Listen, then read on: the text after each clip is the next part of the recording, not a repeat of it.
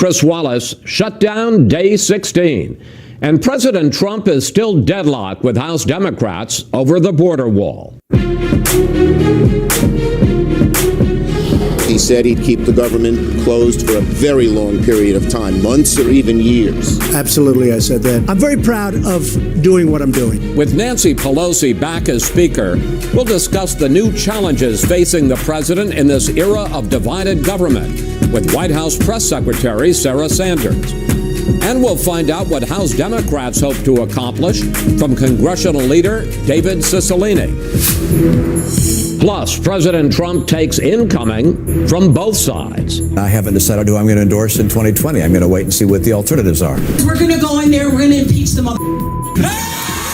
We'll ask our Sunday panel about an even tougher road for the president in Washington.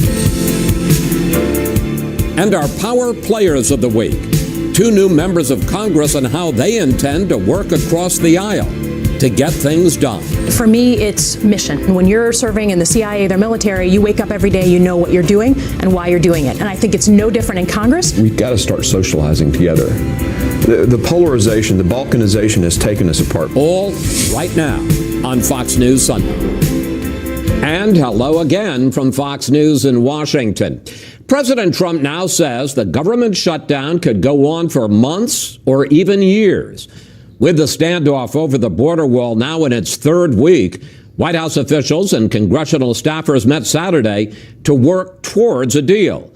But prospects for a breakthrough remain dim as the new Democratic majority in the House seems determined to stand up to President Trump. In a moment, we'll speak with White House Press Secretary Sarah Sanders. But first, let's bring in Kevin Corke live at the White House with the latest on talks between the two sides. Kevin. Chris, with no end to the shutdown in sight, top White House officials will join the president at Camp David today for a 2019 agenda strategy session. And as you can imagine, at the top of the list, ending the shutdown.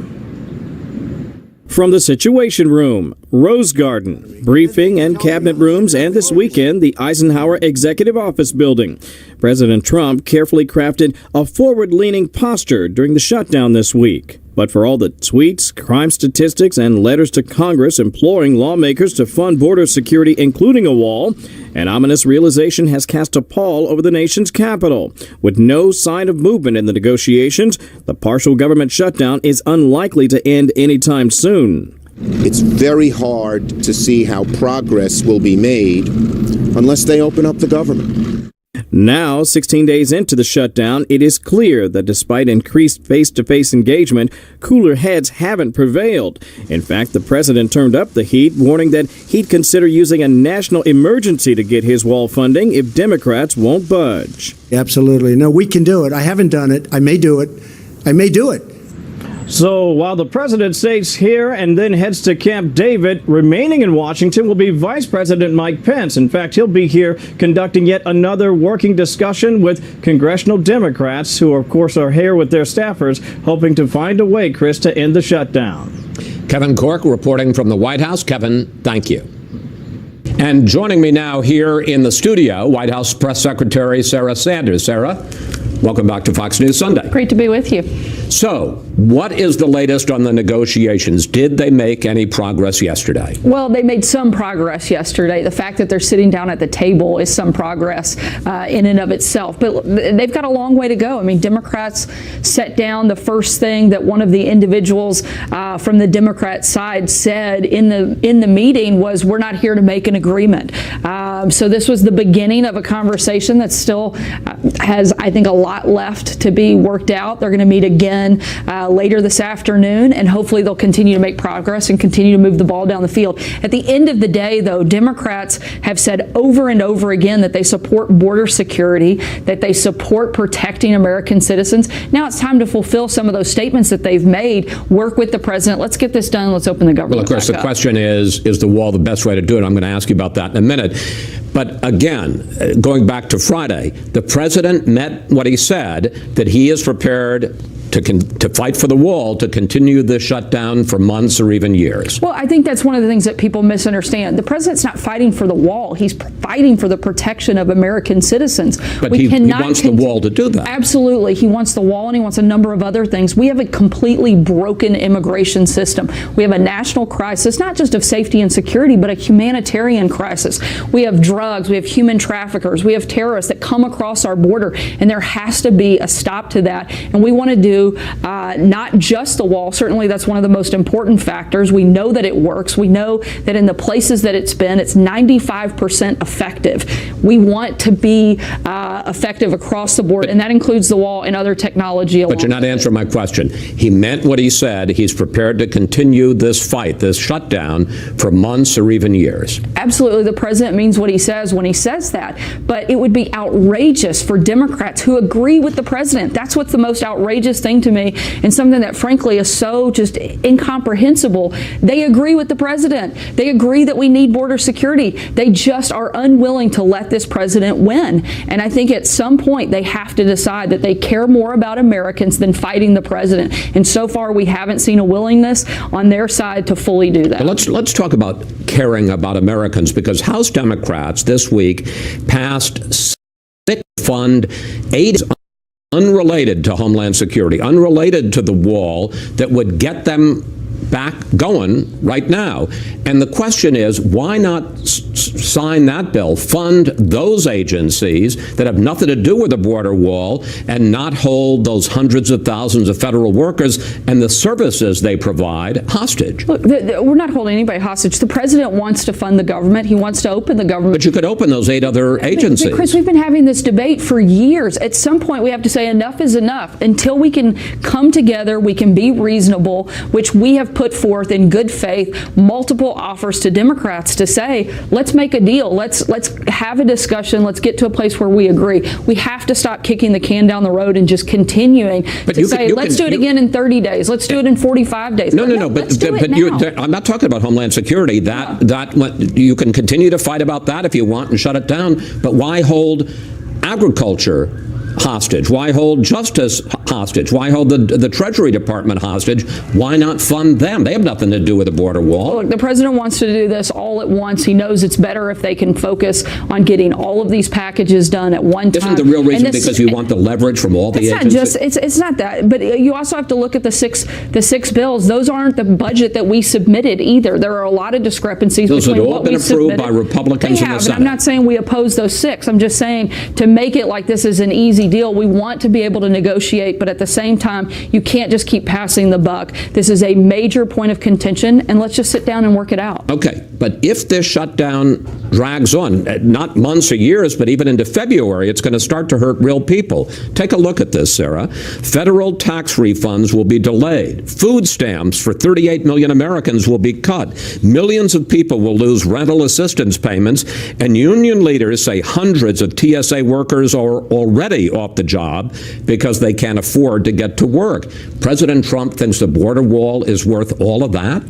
Look, the president certainly doesn't want any of those things to happen. But you know what else he doesn't want to see happen? He never wants to make a phone call like the one he made earlier this week, where he spoke to Officer Singh of California's widow because an illegal immigrant came across our border and killed him in cold blood. That shouldn't happen in this country, particularly when we have things that we know can help prevent it. Every life, that's what sets America apart from every other country. We value life. It's what makes us unique. And the day that we stop doing that, even if it's 1, 10, or 100,000, that's when we stop being the greatest country on the face of this earth. Not only people like that, but we also have a massive influx of drugs that come across the southern border. 90% of the heroin that comes into this country comes across through the southern border, and 300 Americans are killed from that every single month. Let's talk to look at it across the board. Let's talk about the wall, because there is no question that there has been a big spike in the number of family units coming across the border. The president talks about terrorists potentially coming across the border. And here is Secretary of Homeland Security Nielsen. Take a look.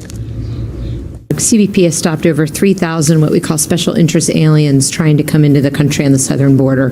Those are aliens who the intel community has identified are of concern. But special interest aliens are just people who come from countries that have ever produced a terrorist. They're not terrorists themselves, and the State Department says that there is, quote, their words, no credible evidence of any terrorists coming across the border from Mexico. We know that roughly nearly 4,000 known or suspected terrorists come into our country illegally, and we know that our most vulnerable point of entry is at our southern border. I know this statistic. I didn't know if you were going to use it, but I studied up on this. Do you know where those 4,000 people come, or where they're captured?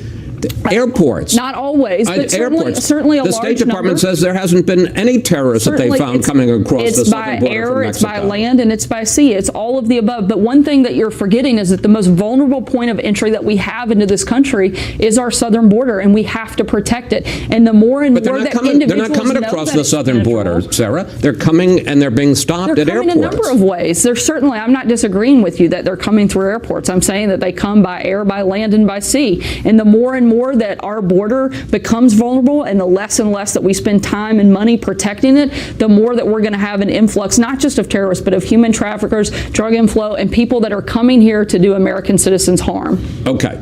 The president now says, and this was a revelation on Friday, that he can go around Congress and build this wall on his own. Take a look. We can call a national emergency because of the security of our country. Absolutely. No, we can do it. I haven't done it. I may do it. I may do it. But we can call a national emergency and build it very quickly. How serious is he about that? Has the White House drafted an emergency order, a resolution that he could announce tomorrow? We're declaring a national emergency. We're going to build the wall. Has he set a deadline for when he's going to end talks and simply say, I'm going to go off on my own and do it? And is he really prepared? It's a lot of questions. Well, three. Is he really prepared? It's all the same question, which is how serious is he? Is he really prepared to go off on his own and use money that was authorized for military construction and build a wall instead? The president is prepared to do what it takes to protect our borders, to protect the people of this country. He knows that the number one job he has as president and commander-in-chief is to protect its citizens. And if he doesn't take that seriously, whether it's at our southern border or whether it's from terrorists coming from whatever way they come or any other place that really people come to do harm to Americans, then he is not going to be the president that he knows himself to be. And does he really, just quickly, does he really think that he has the authority to build the wall with funds that were appropriated for the military construction without congressional approval? As we've said for the last several weeks, we're looking and exploring every option available that the president has. And is that a viable option? Whatever action he takes will certainly be lawful, and we're looking at every option we can. This is something the president takes incredibly seriously, is very passionate about, and is not going to stop until he figures out the best way to make sure we're doing everything we can to make America safer and more secure. I got less than a minute left. President Trump is at Camp David today to meet with White House senior officials about his priorities for 2019. What can you tell us about the meeting and about what his agenda is? We've had an incredible first 2 years under the President Trump. The economy is strong. ISIS has been on the run. The judiciary is being made. We have just a number of successes over these first 2 years. We want to look at how we're going to continue to build on those as we move into 2020. Top priority? I think the president's got a lot. Immigration certainly has to be at the forefront right now. That's one of the biggest things that we have to get done, is securing our border, but not just securing the border, but fixing the immigration system as a whole. It's completely broken. The president wants to make sure we look at all of the different things, loopholes that we can close to make that better. Infrastructure, fighting the opioid crisis. Those are going to be things that also not only are the president's big priorities, but things we think we might be able to get Democrats to actually work with us. The American people elected them to come here and do more than just fight the president, and we hope that they'll fulfill their constituents' hopes for them and do exactly that. Sarah, thank you. Thank you. Thanks for coming in today. Always good to talk with you. Always great to be here. Up next, reaction from a top House Democrat. What's their plan to end the shutdown? And what about those calls to impeach the president?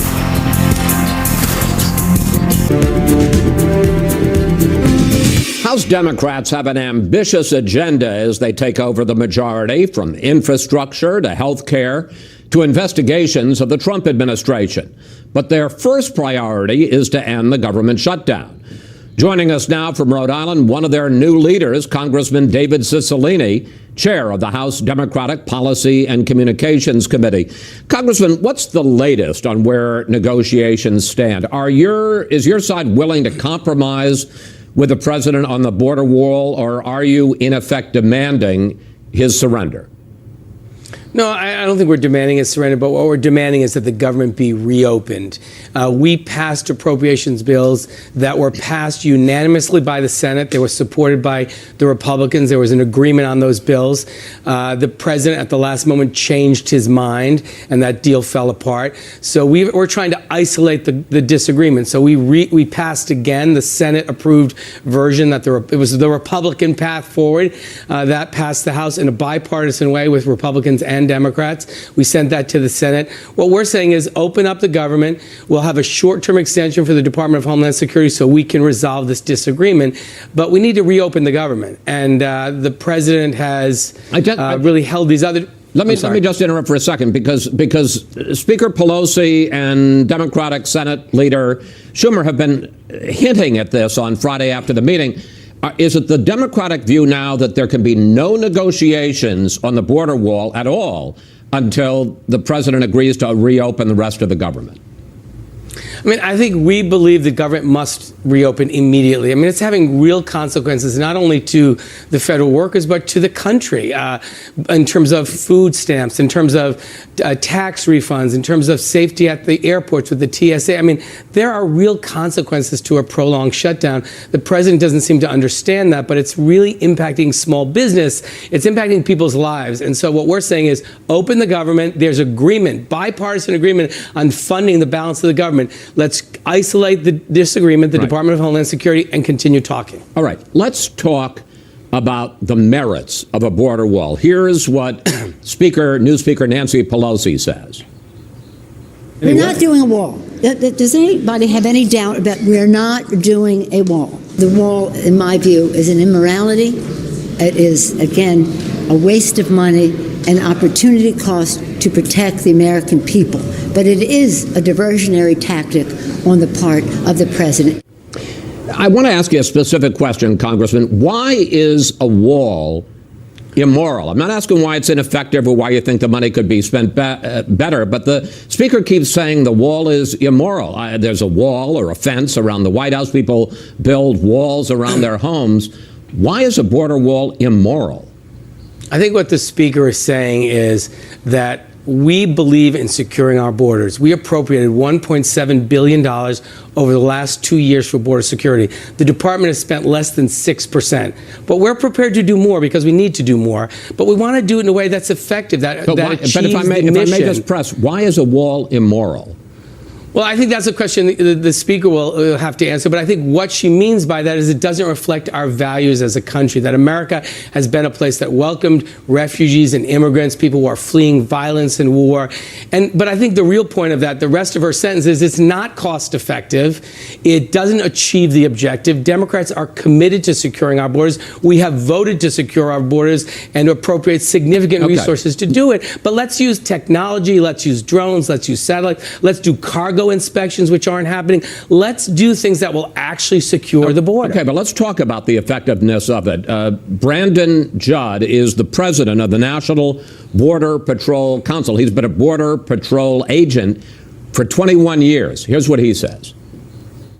Anywhere that you look where we have built walls, they have worked. They have been an absolute necessity for Border Patrol agents in securing the border. Here's a guy who has been on the front lines on the border for 2 decades. He says border walls work. Well, look, I think there's no question there are places we have walls and fencing and other kind of barriers. I think good border security is going to be a combination of things. But what we've heard from the president is he wants a big, great concrete wall that will be 1,000 miles. The cost might be up to $70 billion. He has given up on the concrete wall. He's talking about steel fencing now. Well, but I think the reality is this is actually a fight the president has created to distract from the real issues that he's facing. The fact is the Republicans were in control of the House, the Senate, and the White House for 2 years. If this were such an important priority for the president, why didn't he do it at the beginning of his administration? He waited to the lame duck. Why? Because his defense secretary left with a strong rebuke of his foreign policy. His national security advisor's sentencing hearing blew up because of the seriousness of his charges. His foundation was closed down for persistent illegalities. The gentleman heading the ISIS effort resigned. I mean, it was a bad couple of weeks. So what does the president do? He shuts the government down, and he's distracted all the attention away from all of those pressing issues to the government shutdown. But, sir, the fact is, even the Washington Post today said that there is now a crisis at the border. There has been a dramatic spike in the number of family units coming across the southern border. I want to put up some statistics. In November of 2017, a year plus ago, the Border Patrol apprehended 7,000 family units at our southwest border. This past November, 2 months ago, they caught 25,000 family units coming across. And look at these recent incidents where Border Patrol agents had to fire tear gas at migrants who were trying to climb the fence and who were throwing rocks at the border agents. I mean, Congressman, the president is not making this up. No, the reality is this is a complicated problem, and it requires a sophisticated answer. And I think the incoming chief of staff for the president and the outgoing chief of staff have both said a border wall doesn't solve this problem. We need to have comprehensive immigration reform. We need to have additional personnel. We need to use technology. So we want to secure our border and respond to these challenges, but we want to do it in a way that works, a way that will achieve the objective. And so what we're saying to the president is open up the government. These other departments have nothing to do with this. Do not punish the American people by shutting down government if you don't get your way. All right, let me just interrupt because I got 2 minutes left and I want to get two questions in. The president said on Friday that he has the right, and he's even considering, and you heard it from Sarah Sanders just a moment ago, declaring a national emergency and building the wall on his own without congressional approval, using funds that have been appropriated for military construction. If he goes ahead and does that, what will House Democrats like yourself do? Well, I don't think the president has that authority. He would have to meet a very high standard. Article 1 establishes the Congress of the United States and gives us the responsibility of appropriating money. So I don't think the president has the authority to do that. And I hope he will continue to try to work with Congress to resolve this disagreement, but open the government first. The government will reopen when the Republicans in the Senate and the president come to their senses and recognize that we shouldn't be shutting down the government if they don't get their way. Finally, and I got less than a minute left. Finally, freshman Congresswoman Rashida Tlaib, and I knew you were expecting this question, of Michigan, said this on Thursday night. When your son looks at you and says, Mama, look, you won, bullies don't win. And I said, baby, they don't, because we're going to go in there, we're going to impeach the mother. What do you think of the language, and what do you think of the idea of moving right away to impeach President Trump? Well, look, Democrats ran on an agenda for the people to drive down health care costs, drive down the cost of prescription drugs, raise family incomes by rebuilding America. I got all of that, and I got a little time, but what do you specifically answer I think we need to move forward on our agenda. At the same time, our caucus is big and diverse, and people are bringing their passions and reflecting the strong feelings of their constituents. And there are a number of people who think we should move quickly on impeachment. I'm one of the people who think we have got to wait till Mr. Mueller to complete his report so that we know all the facts before we take any action. And real quick, yes or no, do you condemn that language? Look, I'm not going to look. It's kind of odd to hear people on the Republican side who have not condemned the president's language in a million different contexts to suddenly be clutching their pearls over her use of that language. Look, this was at a private event. She can use whatever language she thinks is appropriate. The fundamental issue is Democrats are fighting for the people of this country. We're going to focus on issues that matter in their lives, and we're going to do our oversight responsibilities in a serious way. Congressman Cicilline, thank you. Thanks for your time, sir. Please come back. I will. Thanks for having me. Up next, how long will the shutdown drag on? We'll bring in our Sunday group to discuss the deadlock and when most Americans will start feeling the pain. Is a dangerous, horrible disaster. We've done a great job, but you can't really do the kind of job we have to do unless you have a major, powerful barrier. We recognize on the Democratic side that we really cannot resolve this until we open up government, and we made that very clear to the president. President Trump and House Speaker Pelosi giving no sign of progress in talks to end the partial government shutdown and resolve the fight over funding for a border wall. And it's time now for our Sunday group. Former Republican Congressman Jason Chaffetz, Mo Alethi of Georgetown University's Institute of Politics and Public Service, Marie Harf, co-host of Benson and Harf on Fox News Radio, and Jonah Goldberg of the National Review. Congressman Chaffetz, there was an interesting development in the last couple of days. Three, as I count them, Senate Republicans who are up for re-election in 2020 are now beginning to break with the president and say, we need to reopen the government. Cory Gardner of Colorado, Susan Collins of Maine, Tom Tillis of North Carolina.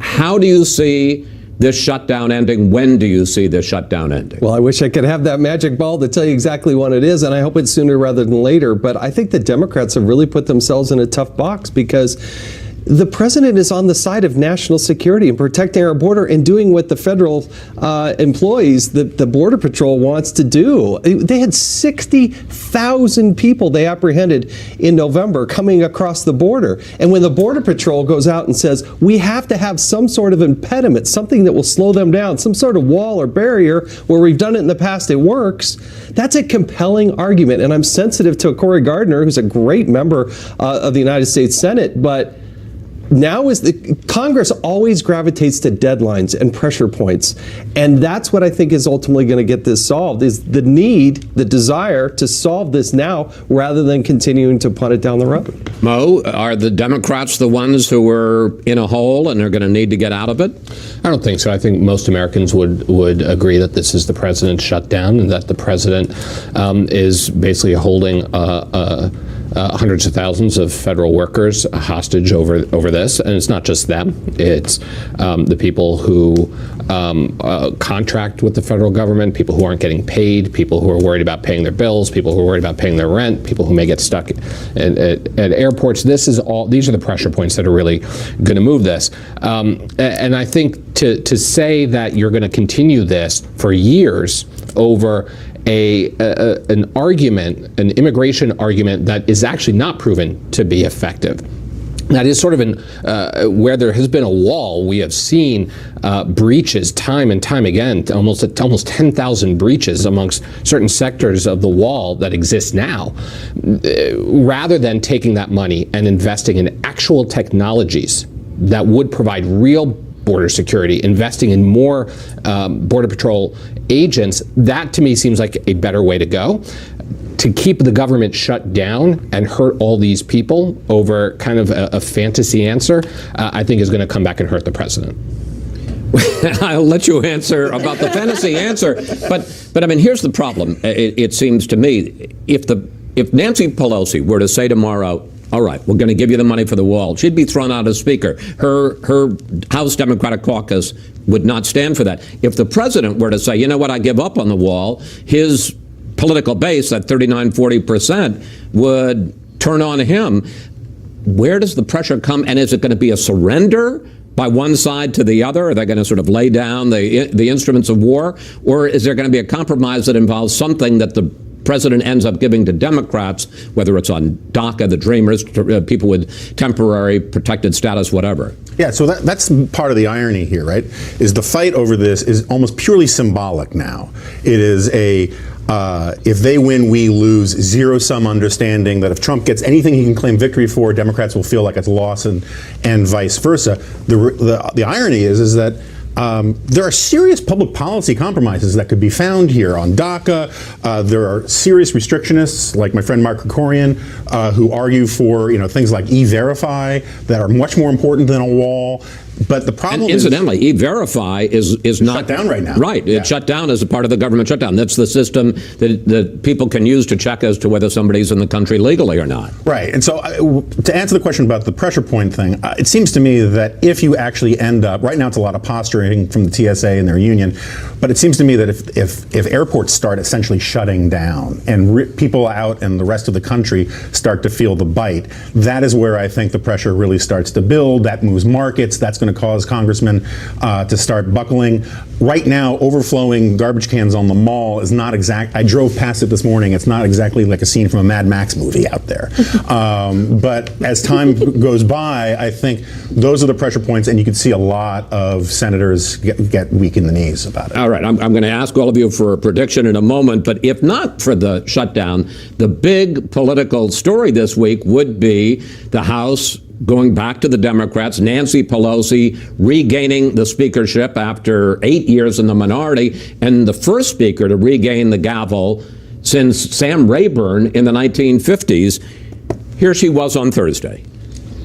I pledge that this Congress will be transparent, bipartisan, and unifying, that we will seek to reach across the aisle in this chamber and across divisions across our nation. Marie, whatever you think of her policies, Nancy Pelosi is clearly a heck of a politician. How effective do you think she'll be dealing with President Trump on this and other issues? Absolutely. And I think I was one of those Democrats that underestimated her ability to win back the speakership with the kind of numbers she got. The fact that Alexandria Ocasio-Cortez voted for her in the end is just a symbol of the fact that she was able to win back that speakership in a way that showed her strength and her legislative ability. The two things the Democratic House have done now legislatively, they've introduced a bill on voting rights to get corruption out of Washington, and they've passed bills to reopen the government. So I think they put down a marker this week that they are not here to play. They have an agenda. They're going to push it forward. She will have, I think, some challenges bringing together this moderate block of Democrats who re-won the House in places like Michigan. Alyssa Slotkin's coming up later on the show. She's one of them. She is a moderate. She is not an abolish ICE Democrat.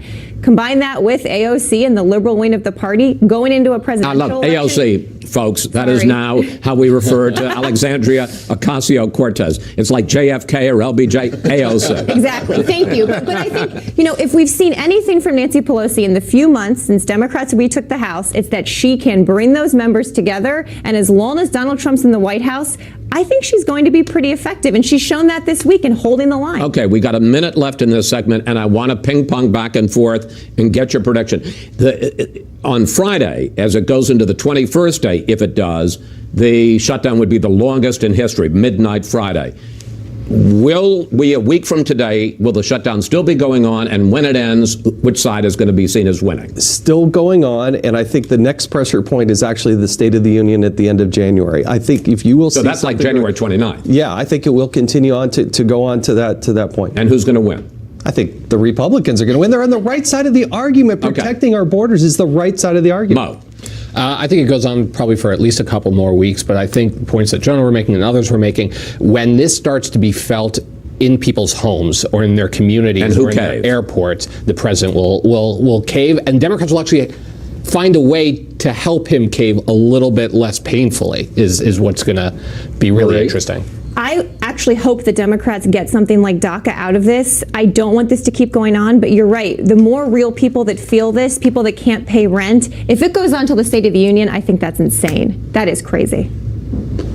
I think it goes past the State of the Union, my God. and I think the living will envy the dead. No, I think I do think it goes past the State of the Union, and they will find a way for everyone to declare victory.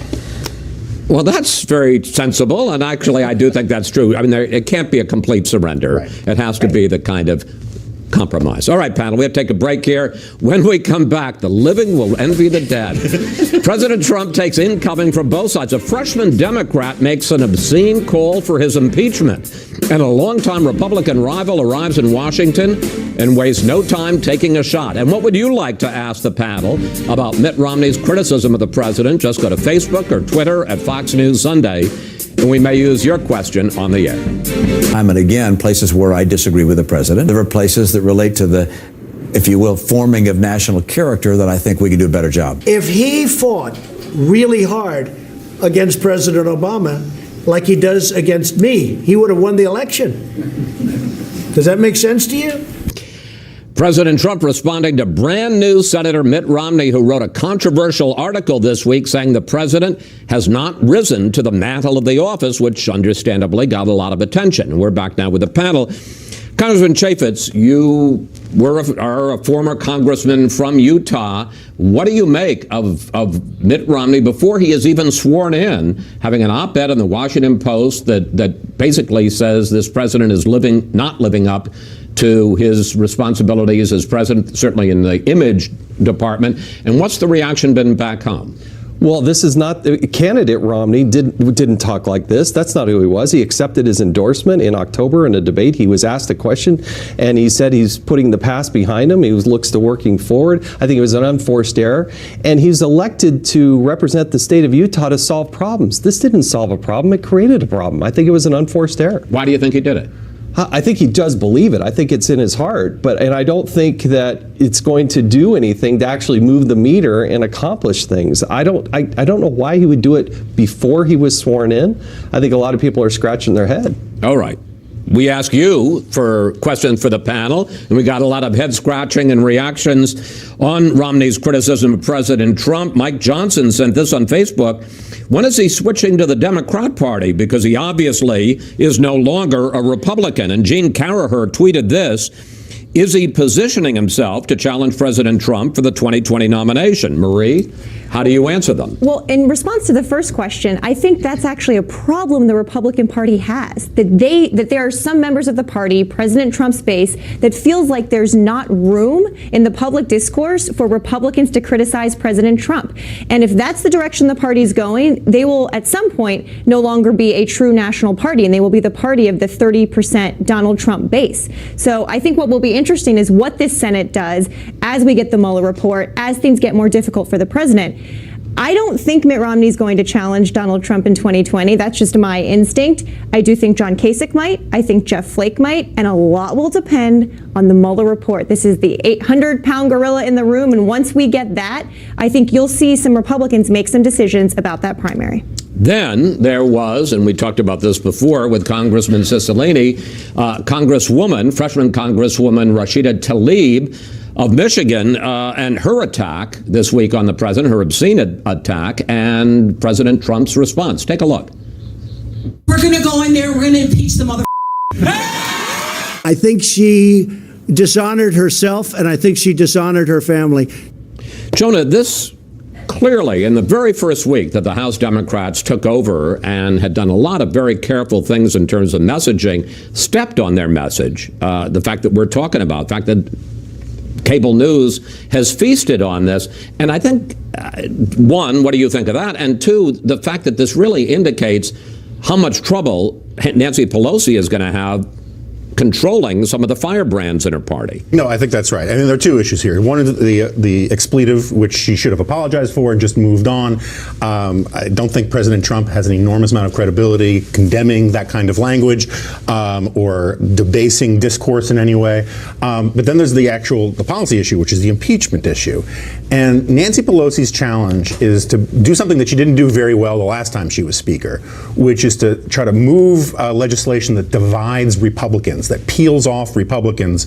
And the one thing that will keep Republicans unified, at least for now, prior to the Mueller report, is all this impeachment stuff. If it just becomes, if the Democratic Party is the antimatter universe version of what you were talking about with the Republican Party, which I think is a real concern, of just the anti-Trump party, then that will unify the Republicans. And so staying quiet about impeachment is totally in Nancy Pelosi's and the Democrats' long-term interest until there's a reason to actually talk about impeachment. I mean, in fairness, we heard Congressman Cicilline today say exactly that, and Jerry Nadler, who is the chair of the House Judiciary Committee, which is where this issue of impeachment, if it's going to come up, would come up, said the same thing this week. So, but it's a but that's not what the rank and file want, right? In the same way that the rank and file of the Republican Party wants it to be an always Trump, all Trump party, the rank and file of the Democratic Party wants it to be an always anti-Trump party. Well, let me ask Mo about that. One, what do you make of Tlaib's statement, plus her refusal afterwards to apologize?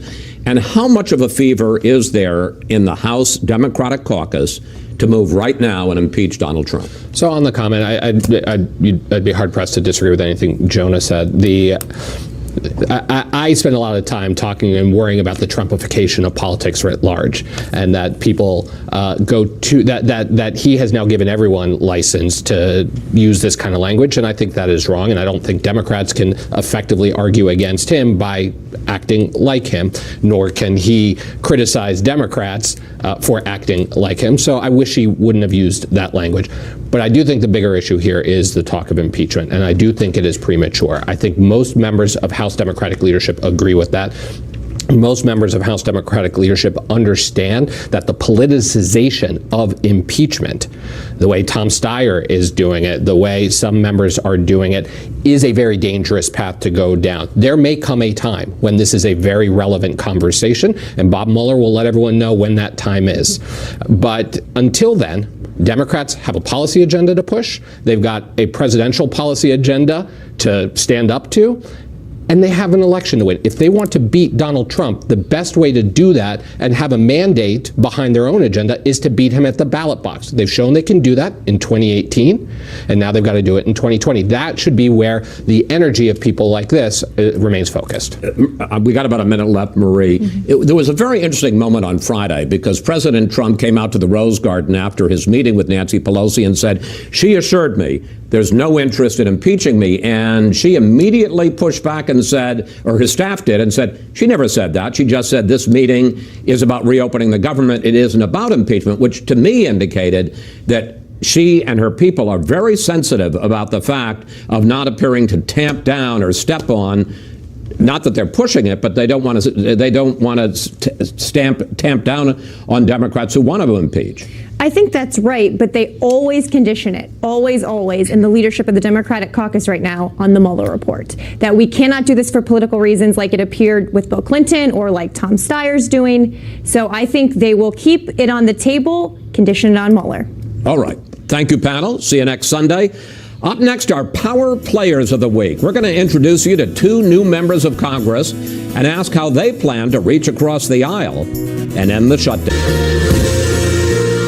With the old guard in Washington not getting much done, we met this week with two new members of the 116th Congress to get their fresh ideas. We sat down with Democrat Alyssa Slotkin of Michigan, who served 3 tours in Iraq with the CIA, and with Republican Mark Green of Tennessee, who was on the special ops team that captured Saddam Hussein. And they are our Power Players of the Week.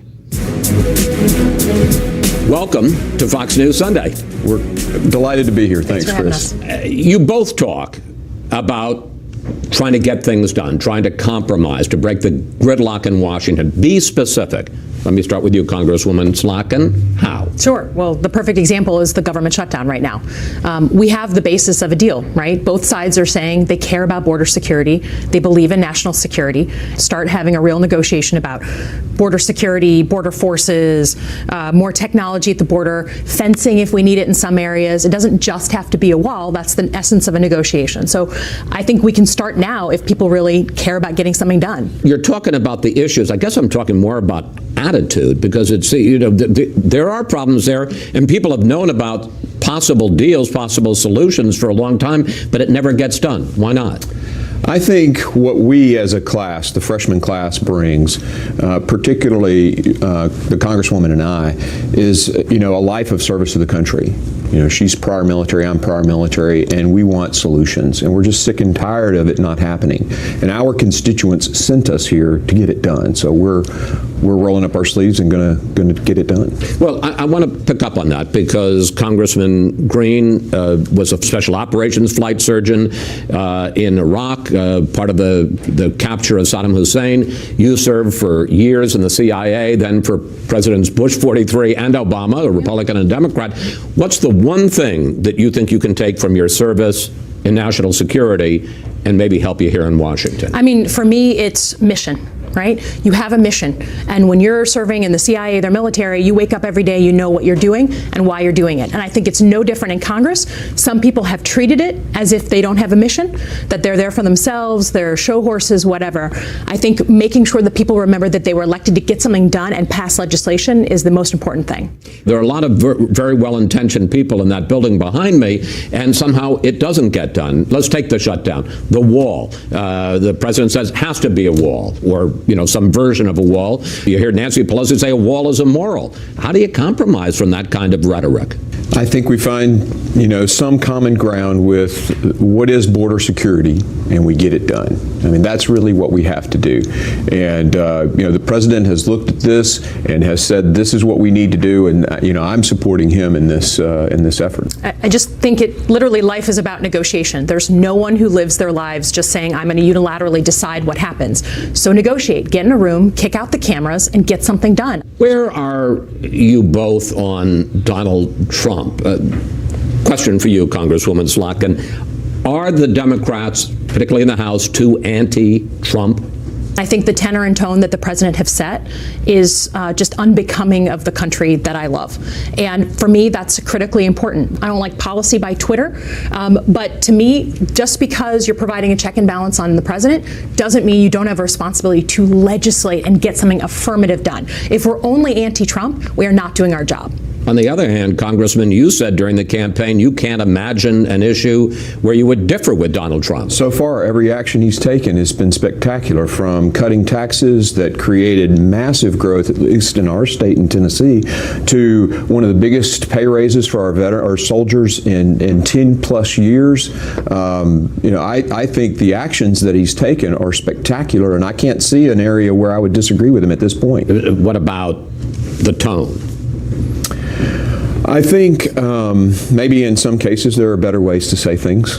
But again, I 100% support the actions that have been taken. Over the next 2 years, and I'll start with you, Congresswoman, how confident are you that you're going to be able to change Washington instead of Washington changing you? I think the nice thing is we have over 100 new members in a body of 435 people. Any organization with that many new people, the culture changes. So I'm not saying it's going to be easy, and I've seen it already, that sucking sound of people trying to get you to be very political, salute the party instead of the country. You got to be strong enough to push back, and that happens when you have people that you can link arms with and say, no, we're not going to do it that way. And I think we have that. I came from a dirt road in a small rural town. My friends are not going to let me go off the rails. Many years in the military, the Night Stalkers that I went to combat with are going to be on the phone with me saying, Mark, what are you thinking if I do make the wrong decision or go the wrong way? Tip O'Neill and Ronald Reagan would fight like cats and dogs in the daytime, and in the evening they'd go out as Irishmen and have a scotch. And we've got to get back to doing that. And that's how we become friends, maybe not agreeing, but those relationships, I think, are what's really missing right now, and something that I want to be a part of fixing. Congresswoman Slotkin, do you like scotch? I'm going to suggest Michigan beer. You might want to try it. But, Tennessee whiskey. All right, we'll leave it there. You see, you can't even agree on that. Never. Congresswoman, Congressman, thank you both. Thanks for good luck. We'll have you back and see how it goes. Sounds good. Thanks for having us. Thank you. And we wish the two of them the very best as they continue to serve our country in their new roles. And that's it for today. Have a great week. And we'll see you next Fox News Sunday.